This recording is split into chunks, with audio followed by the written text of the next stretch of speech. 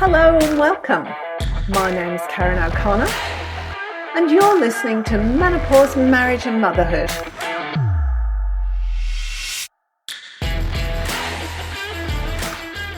Hello and welcome. I'm here with Dr Kirsty Seward. I got that right this time. And she's got a special friend with her. Show us a special friend. He's so cute.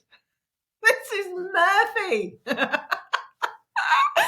This is Murphy. Murphy's the cutest thing I've seen in a long time. Where is he? He's gone now. Hello, yeah. Murphy is here. Murphy is a cavoodle and he's just over one. So still full of energy, and today wants my attention. As soon as I'm in a meeting, he wants my attention. So we got Murphy with us for the duration of the recording. Hi, Murphy. Murphy is my little co-host today. He's so cute. I might get my cats knocking at the door. That's what they are, because I've had to close the door today, and quite often they'll at the door when I'm recording. Well, they're welcome to join today as well. We're all here. We're all here. So you are, I was just doing a little bit of snooping around on the internet. You're a body image coach, but you're also behaviour change scientist as well, which I just found the most fascinating title. Tell me what you do. Thank you. Yeah, so my background, I've actually done a Bachelor of Nutrition and Dietetics, so that's where I began. So I've been a dietitian for over 10 years now. And then following that, I completed a PhD, a doctorate in behaviour change or behaviour science. So I am fascinated by what we as humans need to facilitate behaviour change, what motivates us to enable change, and what kind of resources and support do we need to really enable that change to happen. So what kind of shifts someone from contemplating change into making that action towards change. So I am thrilled. I mean, not thrilled. I am captivated by the wanting to understand why we change and how do we support people to do that. And then through my own personal journey, which I'm sure we can share today about through breast implant illness, I had to unpack all of my own body image, my relationship with self and my body image. And so I upskilled in body image coaching as well. So I now bring in my lived experience and my 10 years of coaching women in the nutrition and wellness space into what I do today. Okay, so your background was in nutrition, and then reading what you in your bio on your website, you were overexercising, you were overly focused on body image, you had the breast implants, and then you got sick from them. And that's not an unusual thing either, is it? Because I know one of my friends had the same thing where she had to have her implants taken out because they were making her sick. Yeah, so I got breast implants when I was 25 in a time of my life where, looking back, hindsight and self-reflection is an incredible thing. Looking back, I wasn't in a great place with my self-esteem and my self-worth around body image. So I got implants to kind of help make me feel better about myself and be that little bit more good enough. And I was surrounded by women in the fitness and diet culture world, working in that space as well. I worked a lot with gyms. So I was surrounded by a lot of that diet culture messaging, the beauty ideals, and it felt like the next progression. So I got implants at 25, and then to less than 5 years later, had them removed due to being unwell with breast implant illness. And through that journey of getting my implants removed, had all the questions come up that I had to unpack around, why do I put so much of my worth on my external appearance? Why did I feel like I needed breast implants to be good enough and to be worthy? And where did my definition of beauty and these ideals come from? What influenced this decision to get them? So through all that, had to do a lot of unpacking, some deep reflection work, and really redefine what beauty was for me and how I wanted to show up in the world. Yeah, and it's interesting you say that, because I remember, and I'm going to go on a bit of a meander here and I will get to the point, but I remember when I was I'm all for probably it. in my late teens, my grandma, who was in her early 60s at the time, was complaining because she didn't have a flat stomach anymore. And I remember saying, but Grandma, you're in your 60s. You know, you can't necessarily expect that. But for her, that was part, and she was always very vain about her appearance, my grandma. But I've realized that I've inherited the same kind of thing. I had pelvic mesh put in a few years ago, about 10, 12 years ago, and I had to have it removed a couple of years ago. And I've noticed that my stomach's no longer flat because they actually put part of the mesh through my stomach muscles. So they've had to, I don't know what's the stomach muscles damaged. So I don't have, my lower stomach's not flat anymore. And I'm pretty horrified about that fact. It's not flat. And then I find myself thinking, I've had 4 children. At what point do I give my body a break and acknowledge what it's done for me so far in keeping the way, being the way it is, doing all the things, and just acknowledge what it's done for me without being worried about whether I still have a flat stomach or look like a 25-year-old. Yeah. And I'm hearing you. And this is the same journey that many women go through. And it's that messaging that's fed to us. And it is a generational thing as well. And we are doing a lot of work now as this generation to really break that cycle and that messaging and take our body along for the journey with us. And I share this really openly. And it's a beautiful conversation that I have with many of my explant clients around how the journey itself helps you reconnect with your body on a different level, on this values-based perspective, and taking care of your body and that body respect piece, and saying, what would life look like if I accepted my body and kind of like took its hand and took it with me through life instead of coming from that judgment lens and that critical lens? What would it look like to actually build a relationship with my body where I want to take care of it and I want to support it to be its best? And that's not just defined by what it looks like. But yeah, what you were sharing there, those messages around constantly finding the next thing to fix, right? And we're on this journey of what do I fix next? Now, and then that happened, right? When I got implants, it went from my boobs weren't good enough to what can I fix next? What's the next thing I focus on? And we get stuck in that cycle. And I think it extends beyond body image as well. It goes into once I have that job, then I'll be happy. Once I have that relationship, then I'll be happy. And the same thing happens with our body. Once I fix this or once I lose the weight, then I'll be happy. But we're really seeking that inner connection to ourselves and that belonging to ourselves. So how did you tell me about your PhD? And because did the PhD come after you got your breast implants removed, or was that at the same time? What was the instigation for you doing that PhD? Yeah, so my PhD actually happened before the implants. And so I finished my Bachelor of Nutrition and Dietetics and I started my own business following that. And then I was invited through where I was working at the time in New South Wales Health to do a PhD. So my PhD really focused on behaviour change and implementation science, but it focused in childcare nutrition. So it was around how do we take policies from like government national policies and how do we help childcare services implement these to support children's nutrition in care.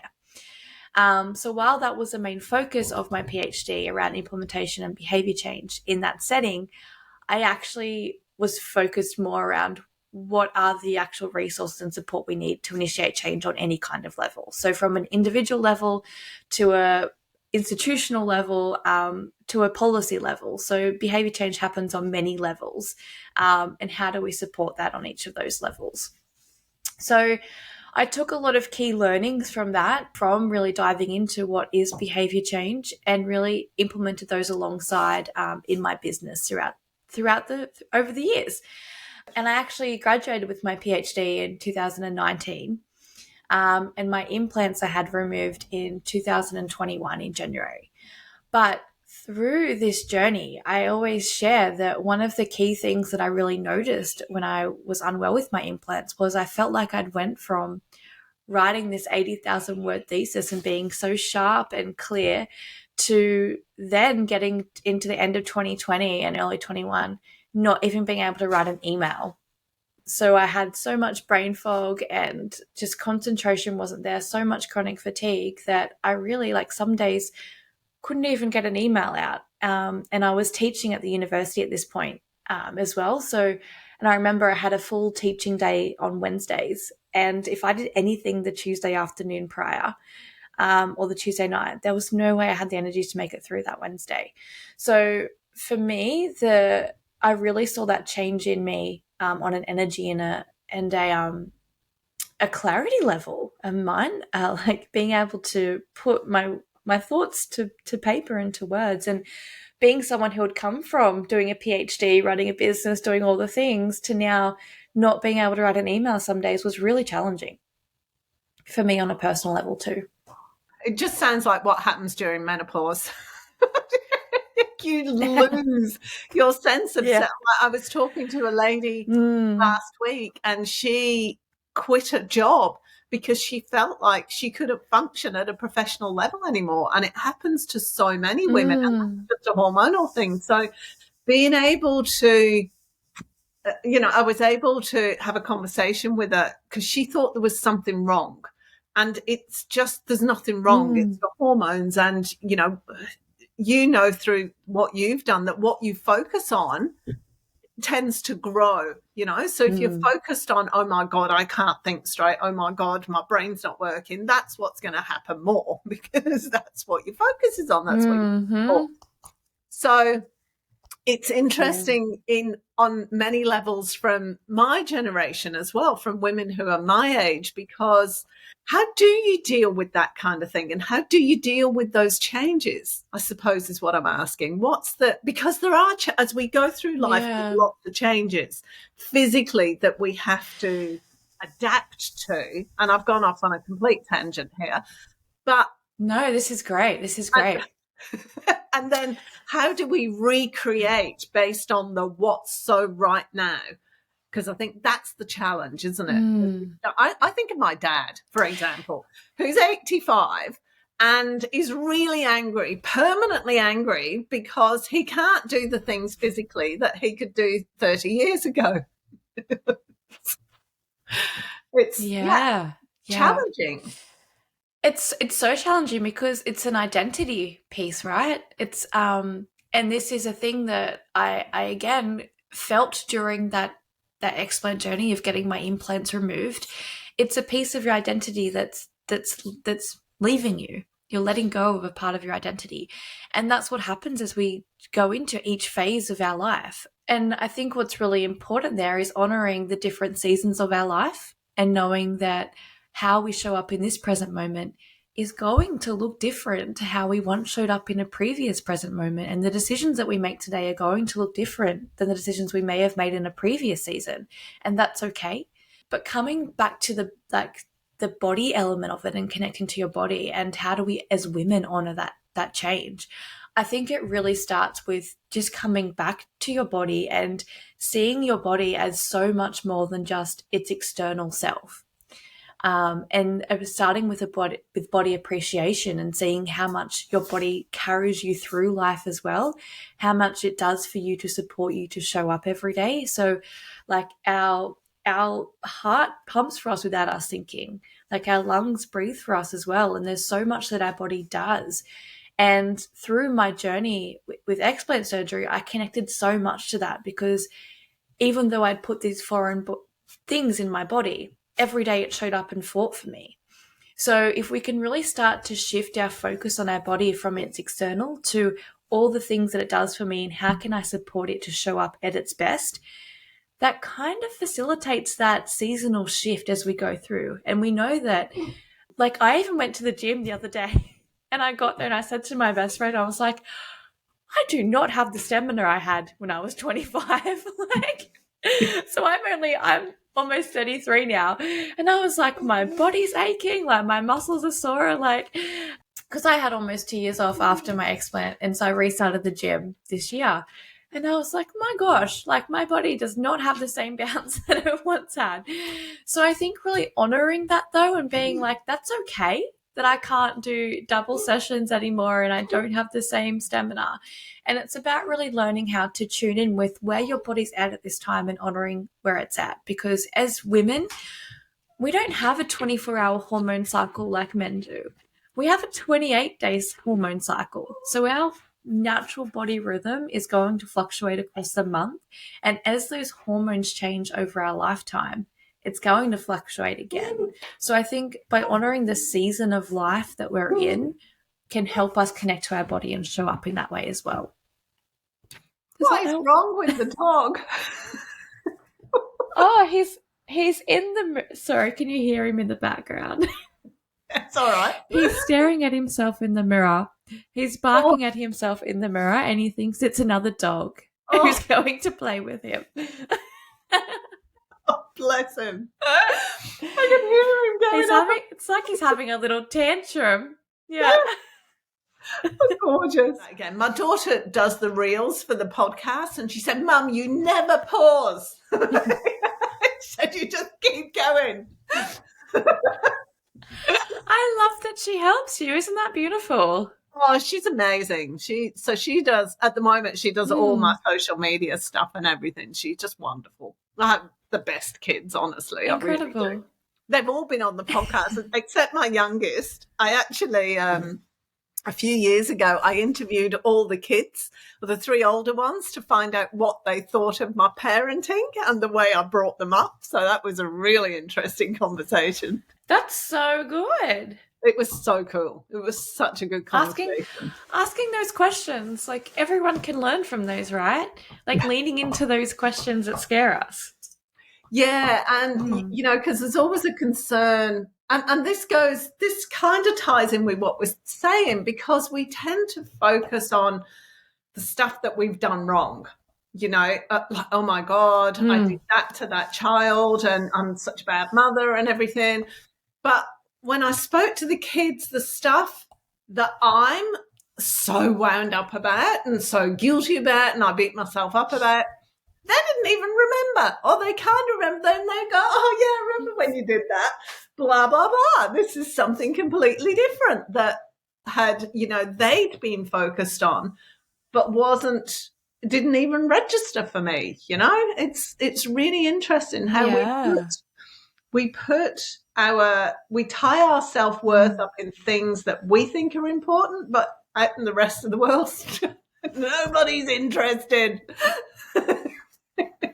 Yeah. And this ties in really nicely because through my journey through explant surgery, I started journaling, and you touched on something really important there, and was about celebrating the things that we do well or the things that go well, because we tend to have, our brain is wired for safety, right?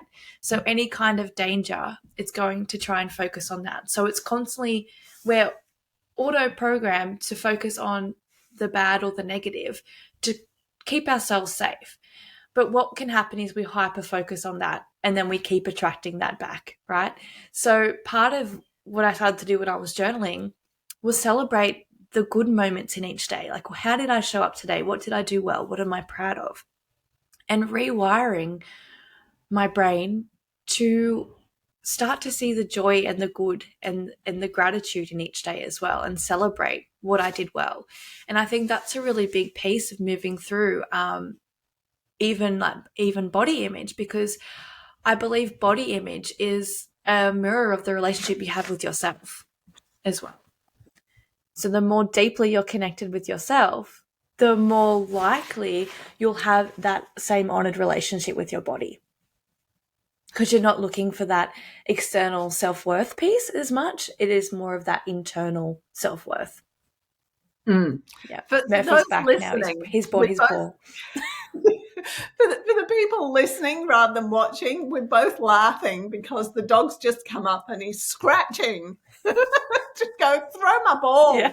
So when you were journaling, because There's lots of different types of journaling, and quite often I find when somebody suggests journaling to somebody else, they're like, oh, no, I can't do it. And I know when I started journaling, I'd look at the blank page and I'd have the clearest mind that I was going to have all day. There was nothing that wanted to come out of my brain and go onto the paper. And it was only when and it took me a while to actually, and I started typing in the end, because when my brain starts, I can't keep up with it with writing. I've got to type and there'll be words missed out and everything.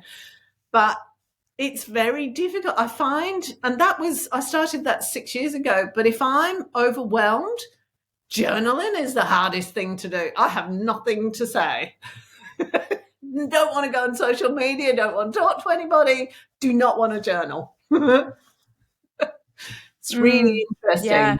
And journaling is something that people tend to say, like there's a bit of resistance there.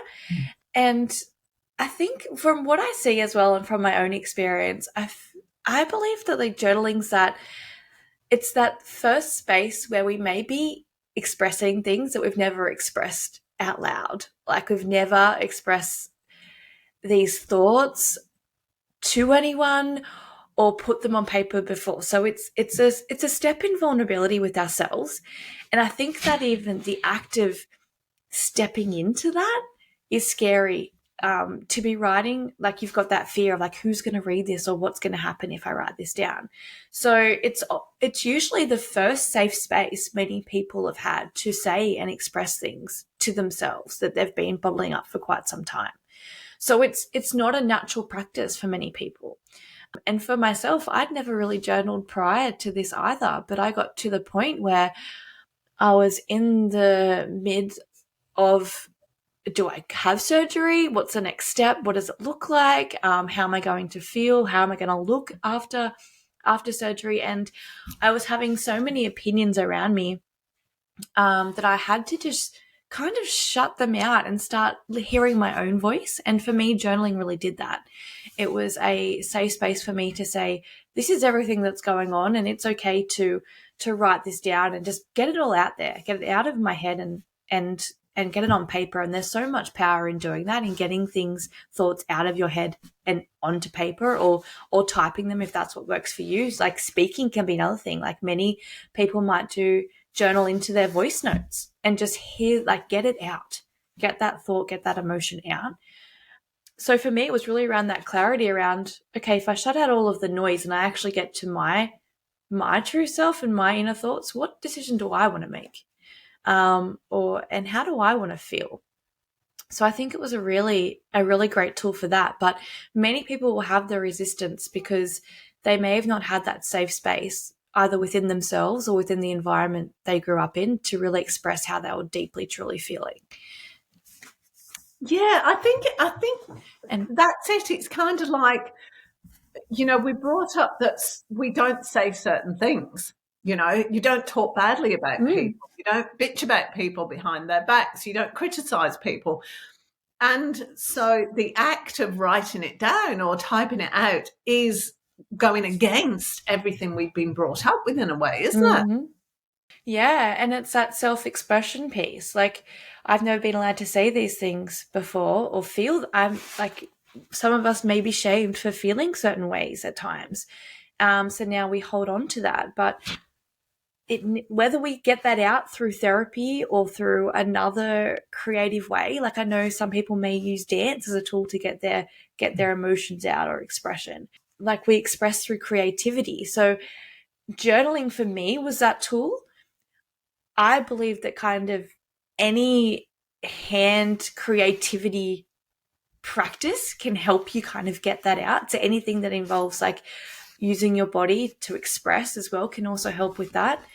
But yeah, journaling was that tool for me. And I think a good way to start, and this is how I support many of my clients to start a journal practice, is to initially have a dedicated time for it. So whether that's in the morning or the afternoon or the evening for you, and give it a set amount of time. So, okay, for 10 minutes, I'm going to sit here with my pen and my paper, or however you want to journal. It could be typing, like you said, or with a voice memo. and I'm just going to sit here and see what comes up. And I may write for a minute and then feel like, okay, I'm done for the day. But I'm going to give it the rest of the 9 minutes just to sit here and give it the space to see if something else comes up. Because I think what can happen is, or what I see is, we might write a few lines and be like, okay, I'm done. But on a subconscious level, there's more that wants to come out. It's just giving the actual journal practice the time and the presence to allow it. So starting with like a 10-minute block, and some days it will feel really easy and the pages and the words will flow, and other days it might be a little bit more challenging. And when it is a little bit more challenging, lean in and ask yourself, like, what's holding me back from sharing today? And then we start to become aware of, okay, how did I spend my time today? And was I around perhaps people where I didn't feel like I could express myself? So now that's coming up as a block in being able to sit with this practice now. So we start to become aware of, like, where is energy investing through the day, and when do I feel the most free and open to express? I hadn't thought about that before, about looking at what's around me and what is that in any way stopping me from journaling or communicating freely, sharing freely. Because, I mean, let's face it, a lot of people never get the opportunity to feel heard, or really, really rarely feel heard, feel able to fully express and just have the other person get it without judgment. It's not something that's that common in our space, is it? No. And I don't know if you follow the holistic psychologist, but she does a lot of this work, and her book is amazing at unpacking this around how, and it was probably one of the most transformative books that I read.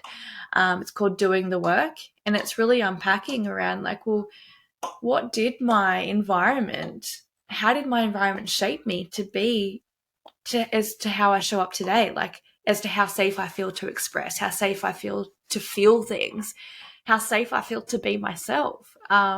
So really unpacking that, I guess, that inner conditioning around who we are. Okay, I'm going to go off in a slightly different tangent. Well, kind of not. It's kind of along the same things. One thing that I've noticed recently is I split up from my husband not long ago, of 30 odd years. We've been together 30 odd years. So my life occurs for me completely differently to how it did a year ago. Who I am is completely different, but I didn't realize at the time what my actions were, I suppose, is what I'm saying. It's very difficult to see that you have any possibility of any other kind of way of behaving when you're in a situation, isn't it? How do we, and that can be, and I'm talking about body image, I'm talking about the way you occur for people, the way you occur for yourself, all of those things. How do we take a step back and be able to see that, and then not just see it, but be able to do something about it? Yeah, that is a huge piece, because reflection is a beautiful thing, right? But it's in that reflective tense. It's past tense. It's reflecting on how did I show up, or you can, of course, do future self-journaling where you narrate your desired future self. But I think what you're tapping into there is really around that awareness piece, around becoming more in tune with what are we doing in the present moment right now, and does that align to the person I desire to be? And we look at this, like, let's go into body image for a second, because this kind of, and it's 3 steps. It's like awareness, acceptance, and action. Until we have awareness of something, we can't step into action. So you might feel that sometimes we can't change the way I feel, from what I've seen in practice and my understanding and my experience coaching for the last decade, is it's really hard to shift something when we don't have true awareness of what it actually is we're trying to shift.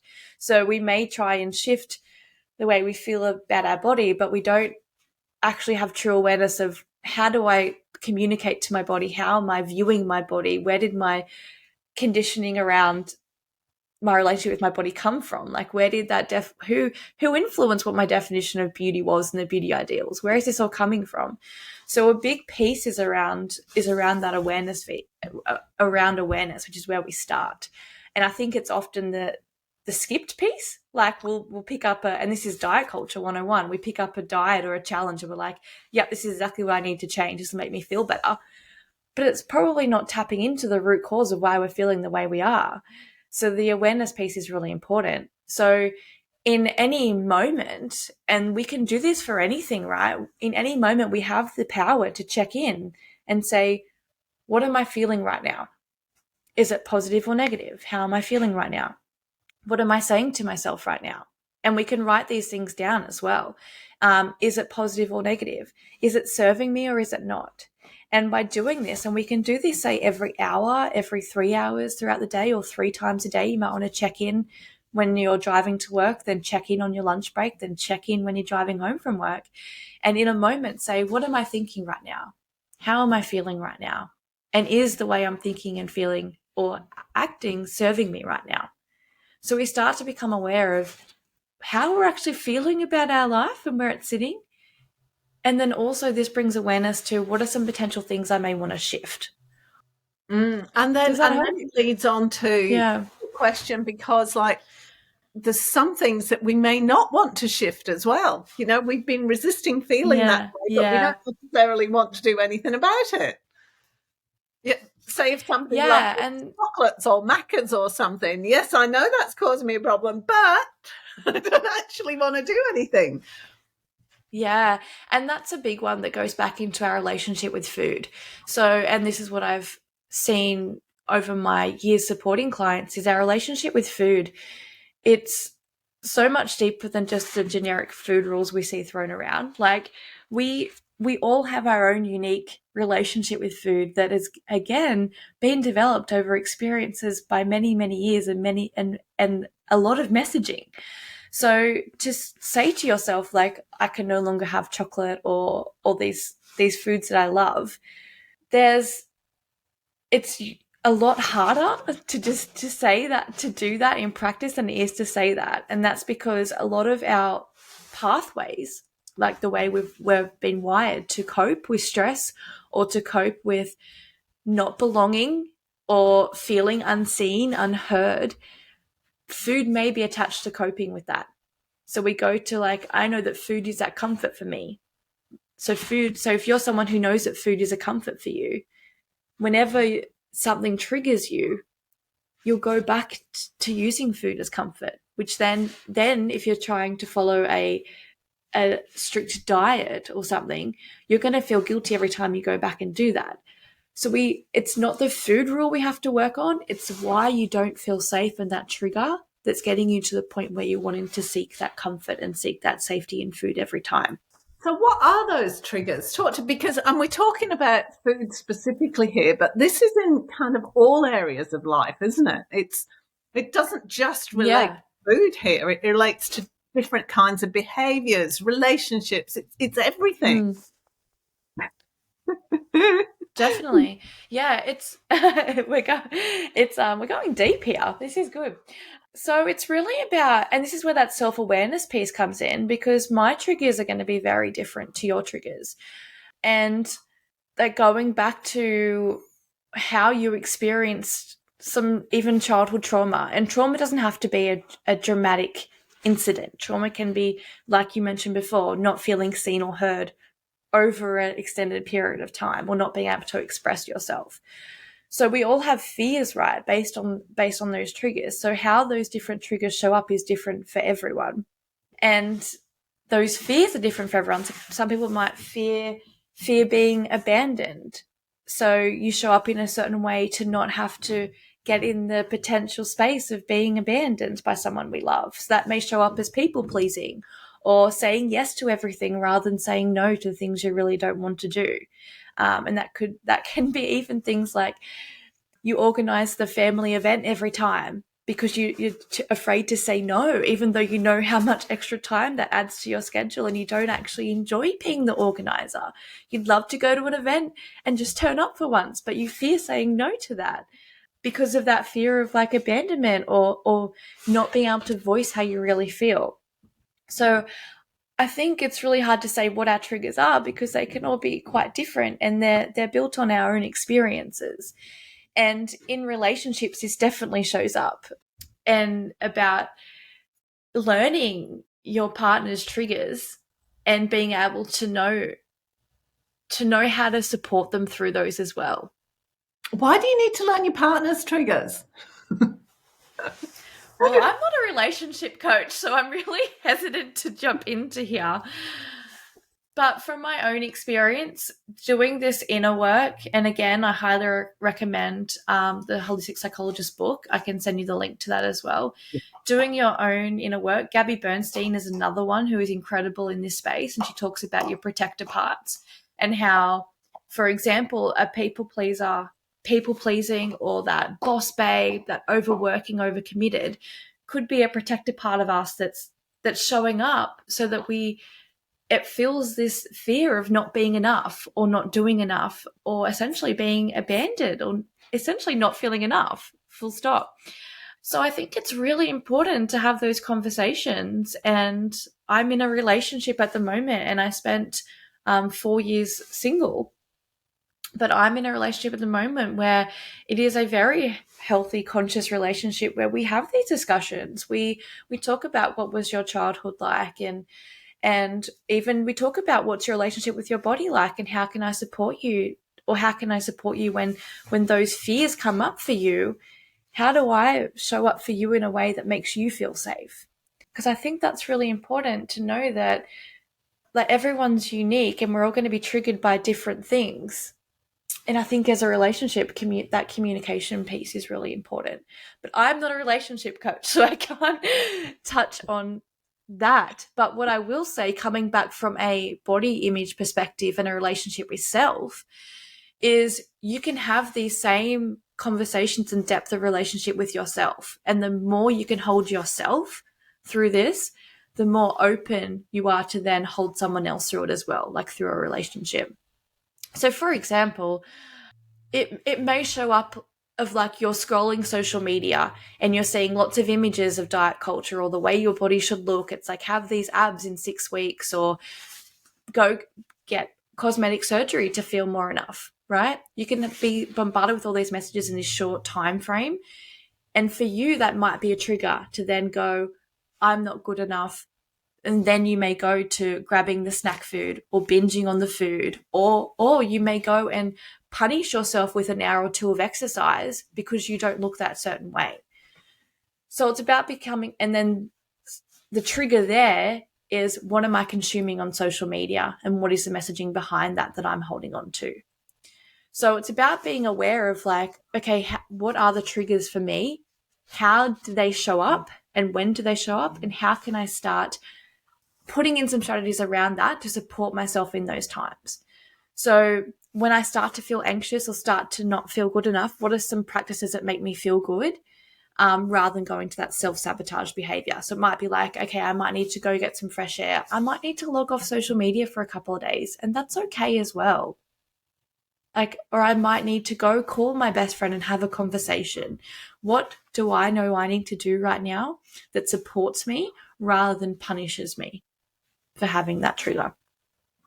It's really interesting you saying that, because it's all mixed in together, isn't it? Because if you think about somebody who's going, okay, I know what my triggers are, but I, for example, want to start at the gym. But you walk in the gym and there's a room full of triggers. Triggers are everywhere. Yes.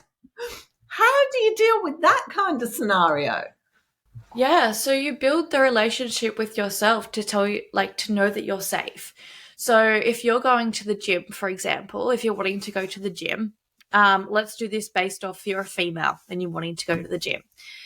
If your triggers are around you feel really uncomfortable in a unisex gym. So if you feel uncomfortable working around males, let's call it out, the males who are at the weight section that make it can at times, not all of them do this, some of them are amazing, but at times can make women feel uncomfortable when they try and enter the weight section.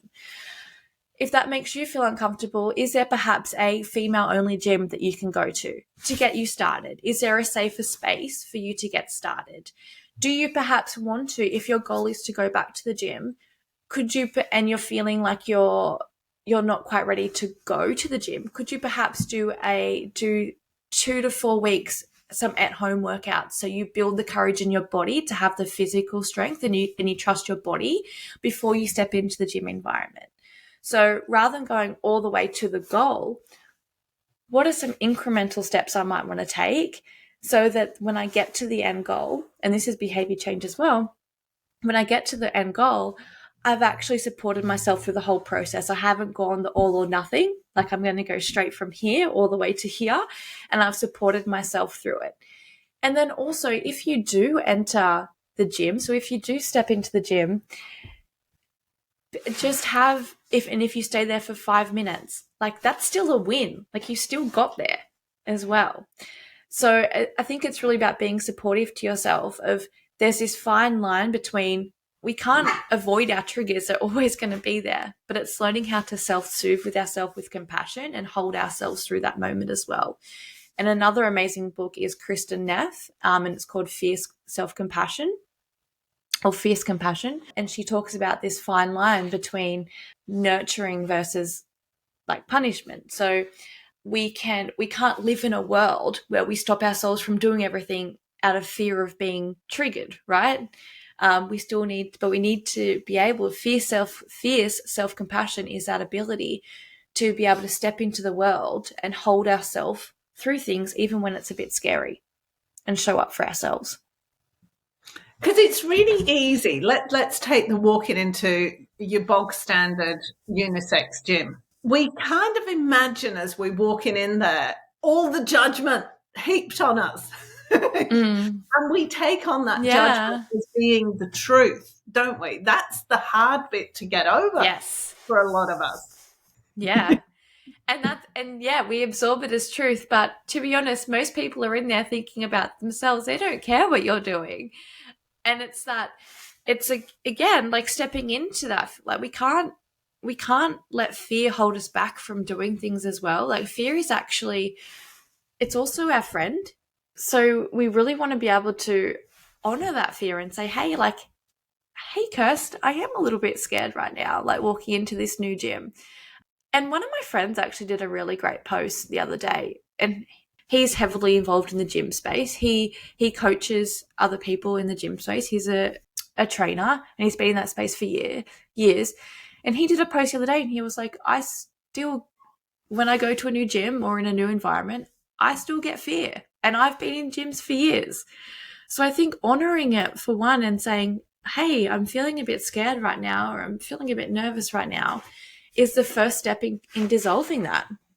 And then stepping into like, how can I support myself through this? Like, what are they may be affirmations that you say to yourself, like, I am safe as you do the thing.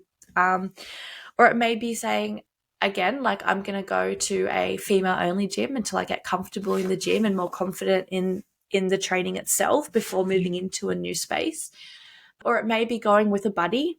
Like, you start to think of solutions rather than barriers for you stepping into that person you desire to be in that action. Oh, that's a good one. Think about the solutions rather than the barriers, because we focus on barriers, don't we? We do. And that comes back again to that, how do I keep myself safe? We're wired to keep safe. So if you're sitting in fear, your brain's going to pull up everything of all the reasons why you shouldn't do it. But if we can honor that and say, okay, I'm feeling fearful right now. It's okay. I may be having a bit of a body response, like my heart racing, or I may be feeling a little bit nauseous. But it's okay. I can lean into it. How can I safely lean into this? How can I hold my hand and lean into this? And what's a solution that I feel comfortable with taking this next step?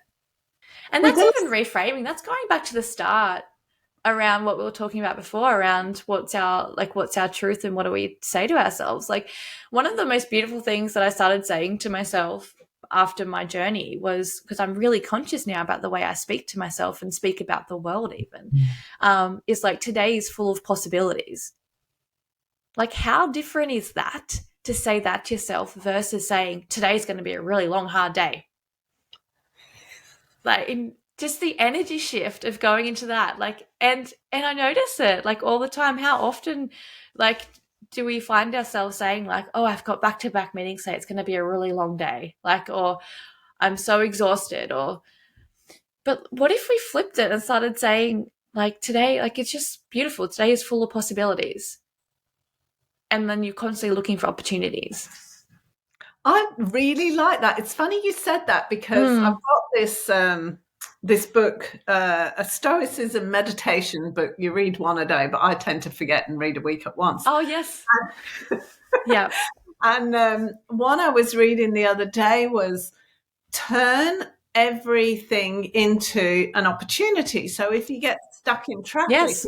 instead of getting really angry about it because you just want to get home and do whatever, it's like, oh, this is an opportunity to just reflect on my day. And it spoke about several examples like that. Rather than resisting it and going into a negative emotion, just think, okay, what opportunity does this offer me right now? So it's really fascinating that you're saying that as well.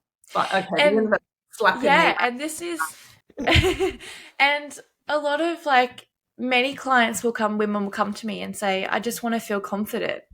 And I truly believe that confidence comes from the doing, it's a feeling that comes from acting.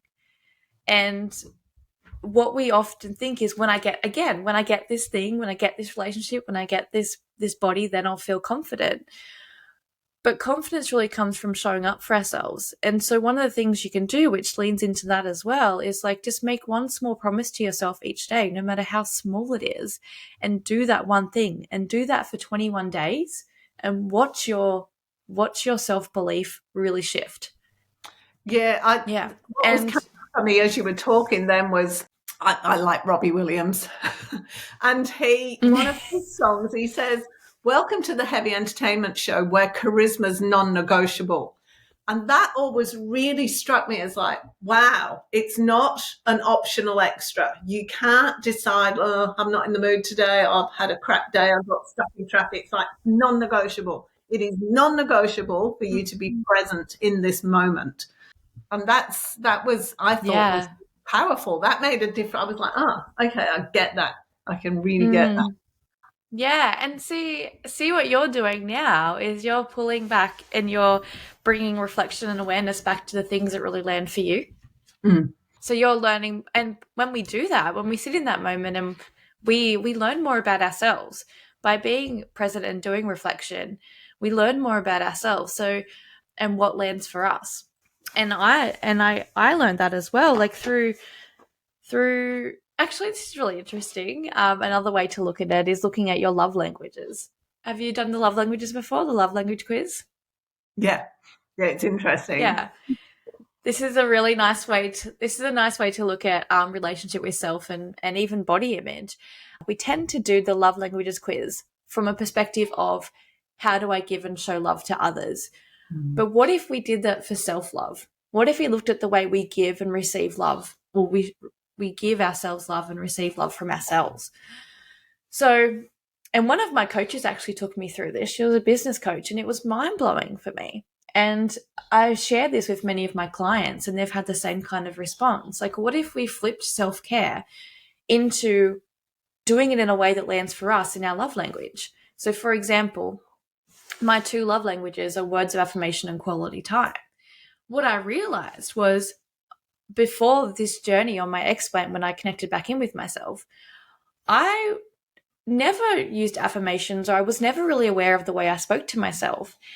Knowing now that that's a love language for me, I am very conscious of affirmations. And I guess that's why I connected through journaling as well. But also I now have like an audio recording, which I call my codes. And every morning I listen to this audio recording of how I desire to show up and how I desire to be. Because words for me is so powerful. So that's the way I connect with myself. So that feels really aligned for my self-care because it's my number 1 love language. And then quality time, I previously was doing all the things all the time, that I was never really giving myself my own time. So journaling again, meditation, or even just having time to myself, I'm now very conscious of doing things which allow me to have time for myself and really connect back in with myself.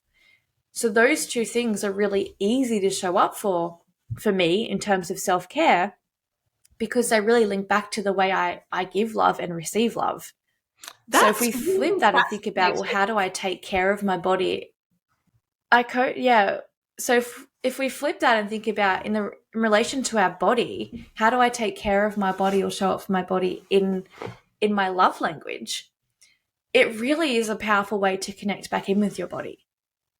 So for affirmations, for example, how do I speak to my body and how do I speak to myself is really powerful. And it gives you a start point around really, because we hear about self-care all the time, but what I feel this practice does, it really gives you a starting point to hone in on some self-care practices or a way of approaching self-care that's going to land for you in a deeper way than just doing a random thing. That's really fascinating, because the first thing I noticed was my reaction to doing love languages for myself. I was like, oh, can't do that. No, feel guilty. Waste of time. No, don't want to do it. And that was what was going on in my head, you know? Yeah. So like, what's that story there? What's that story around? Why is that quiz worth doing for someone else but not you? Isn't it interesting? It's so fascinating, because when I think, oh yeah, I look after myself quite well, but obviously I do it not from a space of have to, ought to, not from a space of actual care, if that makes sense. I can't quite put it into the right words, but that's kind of it. Yeah. And this is the flip, right? So we come from that judgmental lens of, I have to be doing this, I should be doing this, I've got to fix this. When we flip it and come from more of a values-based perspective or a body respect perspective, it's like, what makes me feel good and how can I take care of myself to show up the best for me? And this is when we start to use this lens, we can differentiate between doing something because we're told to do it versus doing something because we know it feels good or is good for us. And that's where you start making decisions. So for example, cutting out alcohol was one for me, where everyone else can be doing it and I'm not fazed, because my relationship with my body is I choose not to, because that's how I choose to take care of my body, because it feels good for me not to do that.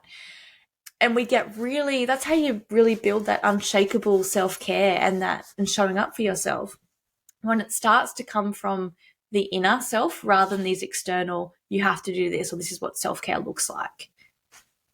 Time to wrap up now. Is there anything else that you want to share with us? I will put links to your website and everything on the webpage that goes with this, but just tell people how they can connect with you. And is there anything else that you want to share? We've had such a good talk. Is there anything else? I know it's been amazing. We've dived into so much of them. Anything else I would want to share? I think I would share that your relationship with yourself is the starting point for everything, like your relationship with your body, your relationship with others. And I never realized that until I went through this journey. So I think anything you can do to connect back in with yourself and start to build that relationship so you become your own best friend is going to put you on the right path. Yeah. And where can you find me? The best place to find me, you'll link my website, but it's probably my Instagram. So it's at Dr Kirsty Seward. Fantastic. Thank you so much for having me. Oh, you are welcome. It's been a pleasure. Thank you. Thank you for sharing so vulnerably too. It's been beautiful. And thank you for having Murphy as a co-guest. He hasn't quite behaved as... He's adorable. If you enjoyed this episode, be sure to subscribe and don't forget to rate and review this podcast and share it with your friends. Thanks so much for listening, and I hope you're leaving with some thought-provoking information that can make a difference in your life. See you next time.